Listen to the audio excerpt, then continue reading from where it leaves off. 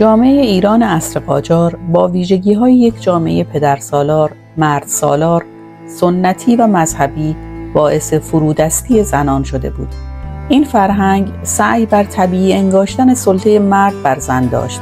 همچنین سیاست تفکیک جنسیتی که خانه را عرصه‌ای زنانه و جامعه را حوزه‌ای مردانه جلوه می‌داد، زنان را در جامعه به حاشیه می‌راند.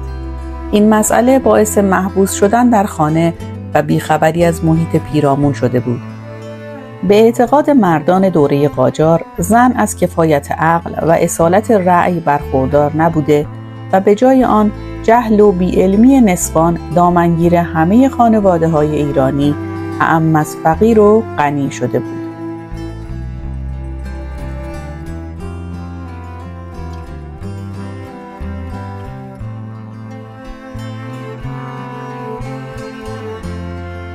در فرهنگ مسلط جامعه، زنان به صفاتی مانند ناقص العقل، ضعیفه، نادان و بی‌علم، کم‌پرور و بیکاره و مانند اینها متصف بودند. زنان نه تنها نباید دیده می‌شدند، بلکه نامشان نیز نباید توسط افراد نامحرم شنیده می‌شد. در این راستا هیچ مردی زنان را به نام واقعیشان صدا نمی‌زد. صدا زدن نام زنان کاری زشت و تابویی وحشتناک بود. نوع نگاه مردان به زنان این بود که مردان تیزهوشی و متانت زنان را منکر شده و استعداد زنان را مکر می‌دانستند. از آنجا که جز از مطیع محض بودن از زن انتظاری نداشتند، هر گونه پدیده عقل و ادراک او را به حجب و تحقیر گرفته به تزویر و حیله تعبیر می‌کردند.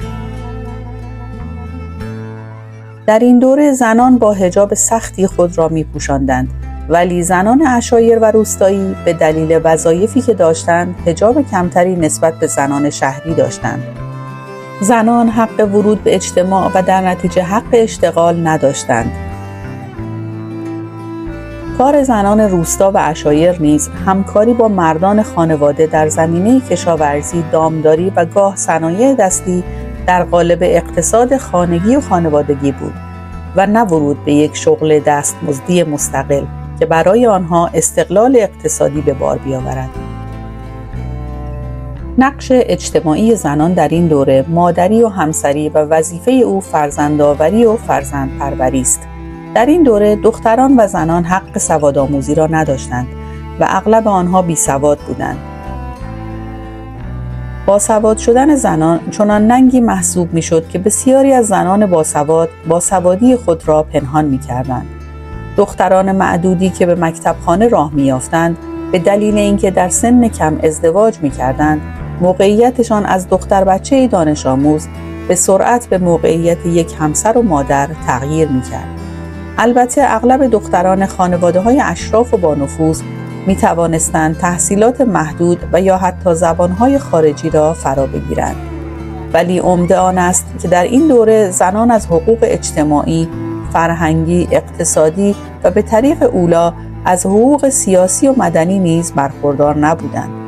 مسئله مهم این بود که زنان خود این وضعیت را پذیرفته و آن را ناشی از تقدیر و سرنوشت می‌دانستند و برای تغییر سرنوشت خود به سحر و جادو و رمال‌ها متوسل می‌شدند.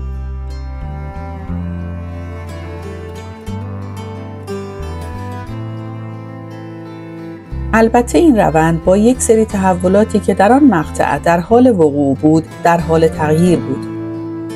در این دوره در نتیجه مراودات ایران و غرب، تأسیس دارالفنون، سوادآموزی و تعلیم مردان، نهضت ترجمه و همچنین گسترش نشریات و روزنامه‌های مختلف، فضای عمومی به نفع افکار آزادی خواهانه تغییر پیدا کرد. در این شرایط بود که با ظهور جنبش حقوق زنان در غرب و نفوذ آن به ایران، روشنفکران و اندیشمندان ایرانی به وضعیت اسفناک زنان اعتراض کرده و برای حمایت از آنها به پا خاستند. بعد از انقلاب مشروطه نیز زنان ایرانی نیز به پیکاری خردمندانه و دامنه‌دار دست زده و مطالبات خود را در حوزه‌های اجتماعی و فرهنگی پیش برده و بر تحقق آن تأکید کردند. نوگرایی در زمینه‌های مختلف موجب اعتراض سنتگرایان شده و موانعی که در مسیر ایجاد مدارس زنانه ایجاد می‌شد، سهمگین و جدی بود. در این هنگامه زنان به اهمیت نهادها برای ادامه فعالیت خود پی بردند. از این رو تشکل‌ها، انجمن‌ها و نشریات خاص زنانه شکل گرفت.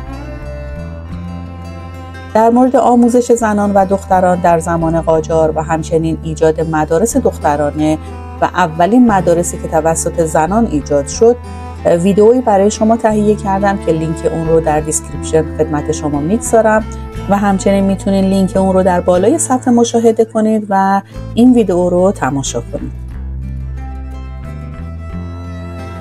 در دوران قاجار آنچه برای تحصیلات دختران وجود داشت همان بود که برای پسران هم موجود بود، یعنی مکتبخانه. در سطح جامعه دختران، البته نه همه آنان و خصوصا در شهرهای بزرگ، برای یادگیری اصول و مبانی قرآنی از سن 5 سالگی به مکتبخانه‌های خصوصی فرستاده می‌شدند. گویا دختران تا 7 یا 8 سالگی به صورت جداگانه یا به همراه پسران درس می‌خواندند، اما بعد از 7 سالگی به علت نزدیک شدن به سن بلوغ شرعی، یعنی 9 سالگی، اگر اقبال ادامه تحصیل می‌یافتند، زیر نظر ملاباجی قرار می‌گرفتند. این مسئله مختص همه دختران جامعه نبود. بخش اندکی از زنان طبقه مرفه که اغلب از خانواده‌های سلطنتی، اشراف، زمینداران و بازرگانان بزرگ بودند، از سواد نسبی برخوردار بودند. طبق آداب و رسومی که وجود داشت، خانواده‌ها از فرستادن دختران به مکتبخانه‌ها خودداری می‌کردند. به همین سبب تعداد دختران تحصیل کرده نسبت به پسران بسیار پایین بود. تلقی اکثریت مردم درباره سواد زنان چنین بود که نمی‌بایست سواد خواندن و نوشتن بیاموزند، زیرا برای او مدرسه، درس و سواد نه تنها فایده‌ای نداشت، بلکه مضر هم بود و حتی ممکن بود برای رفیقش خط و نامه بنویسد. حد نهایی تعلیم برای اکثر دختران توانایی برای قرائت قرآن کریم بود. در عصر قاجار بیشتر خانواده‌ها دخترشان را در سنین 12 یا 13 سالگی و حتی بیشتر و کمتر به خانه بخت می‌فرستادند و معتقد بودند که دختر باید زود ازدواج کند و زندگی مستقلی داشته باشد. دختر در دوره قاجاریه تقریباً مدت زمان کمی را در خانه پدر می‌گذرانید و باقی عمر را در خانه همسرش سپری می‌کرد. همچنین بعد از ازدواج زود بچه‌دار شده و در سن کم حس مادر شدن را تجربه می‌کردند و مسئولیت زیادی بر دوششان برای تربیت کودک قرار می‌گرفت. این مسئله باعث شده بود زنان علاوه بر اینکه در جهل و ناآگاهی از مسائل زمانه و اطراف خود قرار بگیرند، از حقوق اولیه خود نسبت به مردان نیز غافل باشند. به همین دلیل بسیاری از مادرها در سن 30 سالگی نوه‌دار می‌شدند. همچنین دختران و پسران جوان حق تصمیم گیری و انتخاب همسر نداشتند و ازدواج‌ها به صورت سنتی و عقد دائم انجام می‌شد. مراقبت از کودکان از جمله وظایف مهم زنان بود. هر زن ایرانی غالباً فرزندان بسیاری به دنیا می‌آورد. در خانواده‌های معمولی زنان علاوه بر پرورش کودکان به وظایف دیگری همچون آشپزی، نظافت منزل، دوخت و دوز لباس‌های افراد خانواده و خرید خارج از منزل را نیز بر عهده داشتند. آنها در کنار این مسئولیت‌ها به کارهای دیگری همچون قالی بافی، پشم ریسی و دیگر هنرهای دستی نیز می‌پرداختند. زنان در این عهد خواه از طریق تولید برای خانواده و خواه تولید برای امرار معاش نقش مهمی در معیشت خانواده ایفا می‌کردند. این نقش در اقتصاد کشور بی تأثیر نبود. استفاده از نیروی جسمی زنان در تولیدات دامپروری و کشاورزی بود. قدر و قیمت یک زن تا حد زیادی بر اساس مهارت‌های تولیدی او مشخص می‌گردید. هر دختر بعد از ازدواج فرش دستبافت خود را به خانه شوهر می‌برد تا از طریق دقت و حوصله‌ای که در آن به خرج داده، حوصله و وفاداری او نسبت به همسرش معلوم گردد. یکی از عرصه‌های اشتغال رایج زنان، خدمتکاری آنها با عناوین متفاوتی چون گیس سفید و دایه در نزد خاندان‌های متمول بود. به طوری که وجود آنها از عوامل مهم در به گردش درآوردن چرخ زندگی خانواده‌های متمول به حساب می آمد. چرا که زنان این قبیل خانواده‌ها به خاطر حفظ ظواهر اشرافی حتی المقدور از پرورش کودکان خودداری می‌کردند و نسبت به وظایف دیگر یک زن خانه‌دار نظیر آشپزی، خرید از بازار و نظافت منزل نیز بیگانه بودند. زنان علاوه بر مشاغل خدماتی به طبابت سنتی با تکیه بر گیاهان دارویی می‌پرداختند. زنان در یکی از تکایای تهران آن روزگار بیمارستان و یا درمانگاه عمومی تشکیل داده بودند و از مراجعان که اکثراً بانوان بودند معاینه به عمل می‌آوردند. زنان عهد قاجار در مبادلات تجاری و بازار نیز در سطح بسیار محدودی سهیم بودند، بدین صورت که یا مانند فروشندگان دوره‌گرد به فروختن پارچه در منازل می‌پرداختند و یا اینکه در خیابان‌ها مشغول دست فروشی می‌شدند، از جمله در بازار وکیل شیراز و در مسجد نو و شاهچراغ این شهر زنان به کار دست فروشی مشغول بودند. جالب است بدانیم که زنان در اواخر دوران قاجار و در زمان سلطنت احمدشاه وارد نظمیه می شدند و به عنوان پلیس مخفی در مکانهایی که به وجود آنان نیاز بود به خدمت می پرداختند. فعالترین بعد حضور اجتماعی زنان در دوره قاجار شرکت در مراسم عزاداری ماه محرم، روزه‌خوانی و نمایش‌های تعزیه بود. مشاهده مراسم نمایشی تعزیه که در واقع بازسازی حوادث خونین عاشورای حسینی بود، از علایق وصف ناپذیر زنان بود. کسب اجر اخروی، نیت برای توبه از معاصی، افزودن بر اطلاعات دینی، دیدن رجال سیاسی، روحانیون و مراجع بزرگ و شنیدن مواعظ آنها در کنار بازیگری حزن‌انگیز و دلنشین تعزیه‌گران، لذت در جمع، واقع شدن و مشارکت در طبخ غذا و تناول آن به خصوص برای زنان طبقات محروم از انگیزه‌هایی بودند که به حضور زنان در این مراسم قوت می‌بخشیدند. مشارکت اجتماعی زنان در صحنه‌های اجتماعی همواره با پوشش سخت سنتی و ملاحظات اخلاقی مبنی بر تفکیک زنان از مردان همراه بوده است. پاره‌ای از زنان در دوران قاجار حتی به حکمرانی نیز رسیدند.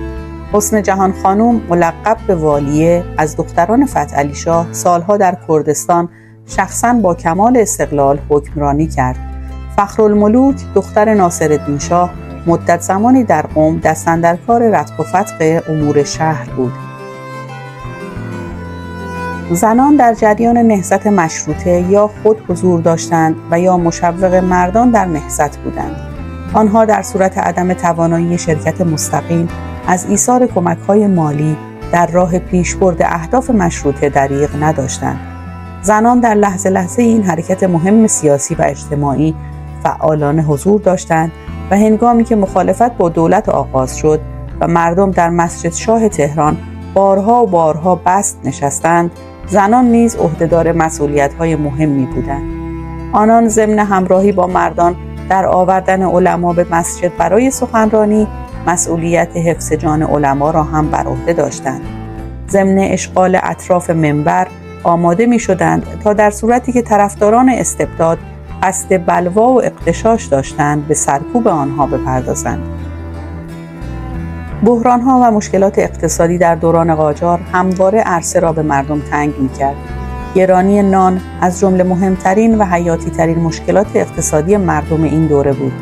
زنان اغلب در اعتراض به وضع بحرانی نان پیش قدم بودند و به طرق مختلف به ابراز نارضایتی می‌پرداختند.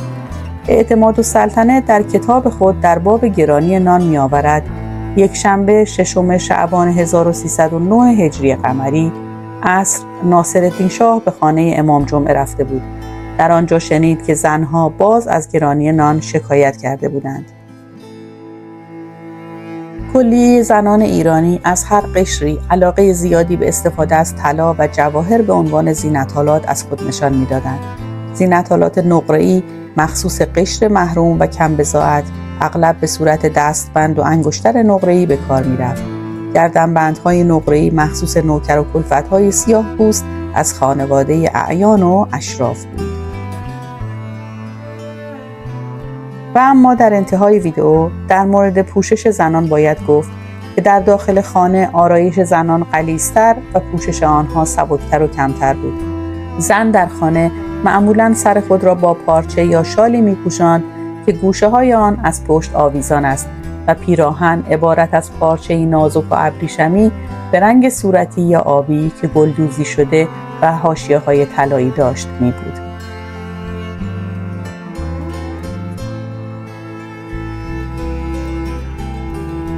دوستان و همراهان عزیزم، از شما بسیار ممنونم که تا انتهای ویدیو با من همراه بودید. اگر از این ویدیو لذت بردید، اون رو لایک کنید و با دوستان خودتون به اشتراک بگذارید. لطفاً سابسکرایب کانال ما یادتون نره. خدا یار و نگهدارتون.